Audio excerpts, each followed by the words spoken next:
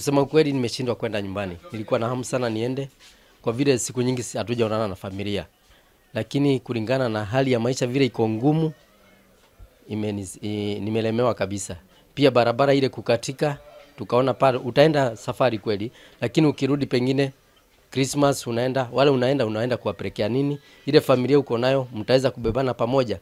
Kulingana na hali ya uchumi ni ngumu. Na pia tukiangalia shule zinafunguliwa na tayari tumeambiwa tayari tujitayarishe fita kuwa juu. Kulingana na biashara vile imeshuka kwa sababu ya barabara kukatika kule Gamba, biashara zangu nyingi zimekatishwa sana kwa sababu mizigo mingi ya kama mayai, vitu za nduka azinifikii hapa Lamu kwa sababu ya barabara kukatika. Kuna shida ile ambayo imetokea katika barabara ya Lamu Garsen ambayo ilikatika na watu wengi wamelazimishwa kubaki Lamu ama kutafuta mbinu nyingine za kusafiri. Kwa hivyo watu wengi wameamua kubaki hapa visiwani, wasiende kujumuika na familia zao. Kumekuwa na shida sana kwa hasa Wakristo ambao walikuwa wanataka kwenda manyumbani kusherehekea Krismasi na familia zao.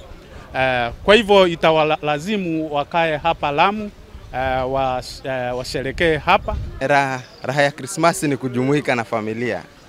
Labda kuenda wenye hamjapatana kwa masiku nyingi, aidha wao waje ama wewe uende huko makwao. Kukatika kwa barabara imewalazimu wale wako manyumbani wabaki manyumbani na wao wenye wako huko kisiwani ama Lamu wabaki huko.